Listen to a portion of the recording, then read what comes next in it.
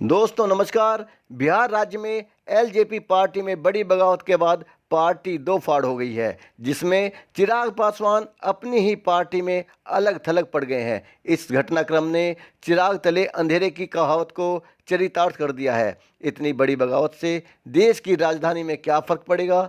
चिराग के साथ किसने गेम खेला है? चिराग पासवान के पास अब कौन कौन से विकल्प बचे हैं और इस बगावत के पीछे क्या कारण थे?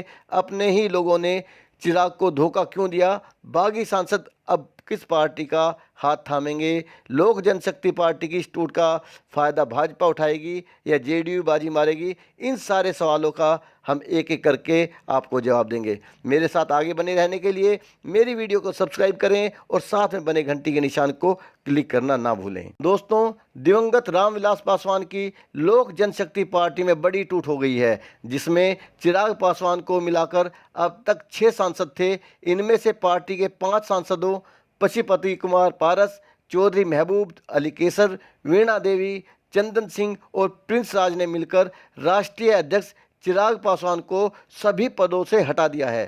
साथ ही चिराग के चाचा पशुपति कुमार पारस को अपना नेता चुन लिया है। उन्हें राष्ट्रीय अध्यक्ष के साथ संसदीय दल के नेता का जिम्मा भी सौंपा गया है। एलजेपी में चिराग समेत कुल 6 सांसद थे। चिराग पासवान की एलजेपी एक तरह से अब खत्म हो चुकी है, क्योंकि उसमें वो खुद एक सांसद और उनका एकमात्र विधायक बचा है।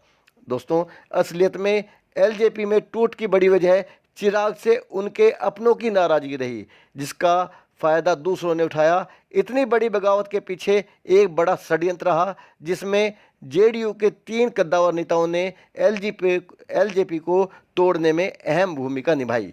इनमें सांसद राजीव रंजन उर्फ ललन सिंह है, विधानसभा उपाध्यक्ष महेश्वर हजारी शामिल हैं। तीसरे नाम का अभी तक खुलासा नहीं हुआ है। बताया जा रहा है कि फिलहाल ये तीनों नेता दिल्ली में मौजूद हैं और एलजेपी के सभी सांसदों पर नज़र रखे हुए हैं। दोस्तों, यहाँ पर यह देखने वाली बात है कि पार्टी के अंदर चिराग पासवान को अपने घर के ही चिरागों ने जला डाला है। चिराग को सबसे ज़्यादा भरोसा अपने चचेरे भाई और समस्तीपुर के सांसद प्रिंस राज पर था, लेकिन प्रिंस राज उस वक्त से नाराज चल रहे थे जब से उनके प्रदेश अध्यक्ष पद में बंटवारा कर दिया गया था और कार्यकारी प्रदेश अध्यक्ष राजीव तिवारी को बनाया गया था। चिराग के चाचा और हाजीपुर से सांसद पशुपति पारस तब से नाराज चल रहे हैं जब से चिराग ने जेडीयू में बगावत की थी। पशुपति पारस पिछले बिहार सरकार में पशुपालन मंत्री थे। वे मुख्यमंत्री नीतीश कुमार के करीबियों में से थे, लेकिन चिराग ने नीतीश कुमार से बगावत करके उनके और पारस के रिश्तों को खराब कर दिया था। विधानसभा चुनाव के समय भी पारस ने चिराग को बार बार समझाया था कि ये कदम उनके लिए जोखिम भरा होगा, लेकिन चिराग नहीं माने थे। ऐसे में पारस मन में खींच लेकर सब कुछ झेलते रहे और जब वक्त आया तो चिराग को छोड़ दिया। चिराग पार्टी के नेताओं से सलाह लिए बिना एक तरफा फैसला लेते रहे थे। चिराग के सबसे करीबी रहे सौरभ पांडे से पूरी तरह से नेता नाराज चल रहे थे, क्योंकि चिराग वही फैसला ले रहे थे जिनमें सौरभ की सहमति होती थी। इस वजह से एलजेपी के ज़्यादातर बड़े और कद्दावर नेता नाराज चल रहे थे।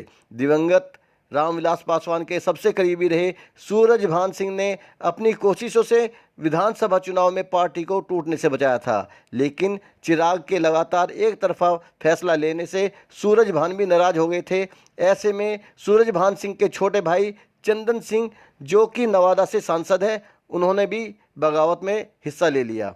दूसरी तरफ लोजपा सांसद महबूब अली केसर भी पार्टी की किसी बैठक में शामिल नहीं होते थे। वो महज लोजपा के सांसद ही बनकर रह गए थे।